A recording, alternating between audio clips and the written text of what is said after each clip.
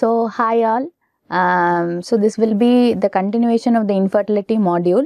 So what I have done in these modules, like as I progress through, is I have collected the questions from the previous year question papers in the DNB, because DNB is available easily, and made the presentations in line with the questions based. So it will be very useful when you attempt a questions during the examination. You can directly lift it off from this PPT and write in your examinations.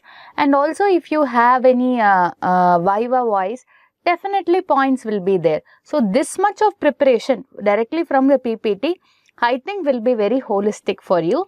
And I've also made sure that all the standard latest guidelines are the method to follow. According to that only I have made these presentations. So let us learn about OHSS today. See, OHSS separately is not a chapter in SPEROF. However, it is a very important question. It will come during when you the chapter presentations will be like, first is ovulation induction, then will be assisted reproductive technologies, and in that OHSS is another topic. So let us learn about OHSS today.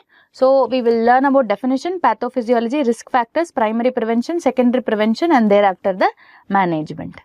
So now definition. See, there is no standard definition of OHSS. OHSS, everybody fears OHSS. So it is an iatrogenic complication of controlled ovarian stimulation, and it is aimed at producing multiple ovarian follicles. Which one? The controlled ovarian stimulation or the stimulation for IVF is aimed at producing multiple ovarian follicle. So it is a complication of either on ovarian stimulation or ovulation induction also, sometimes when done very wrongly. So it happens mostly with the gonadotropin cycles in IVF, and it can also happen in clomiphene related cycles in ovulation induction. Letrozole doesn't cause, as I told you in the previous slide, it causes a monofollicular development. So clomiphene has its incidence in 13.5% of the mild OHSS cases. It's because of clomiphene. In gonadotropins, it's usually moderate or severe. Moderate 3 to 6%, severe is less, 0.1 to 2%, but it is dreaded. Now what happens is, vasoactive mediators are released from the hyperstimulated ovaries, which causes fluid collection in the third space, that is in abdominal cavity and all the third spaces that you know of, which will cause a hemoconcentration. This is the basic pathophysiology.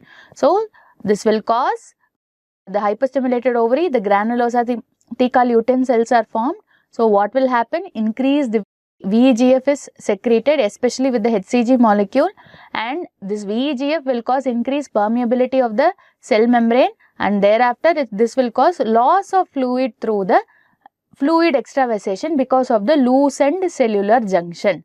So this is all there in the ovarian vessel. So that is how you actually get fluid collected in the abdomen and in various other third spaces. This is the basic pathophysiology. HCG stimulates a high number of granulosa lutein cells. VEGF is another very important factor which causes the loosening of the cell junctions and fluid extravasation. And there is also another mechanism where the ovarian renin-angiotensin system causes high renin activity and increases the vascular permeability. Now, again, two questions will be asked. What is early OHSS? What is late OHSS? Simple, late OHSS occurs when there is a HCG due to pregnancy. So that occurs more than 10 days after use of the HCG as a trigger. And early OHSS occurs within the 9 days, where because of the effect of HCG on the ovaries that have been hyperstimulated by the gonadotropin. So HCG, which is given exogenously as a trigger, that will cause early OHSS, whereas late OHSS is mainly due to endogenous HCG, that is usually pregnancy.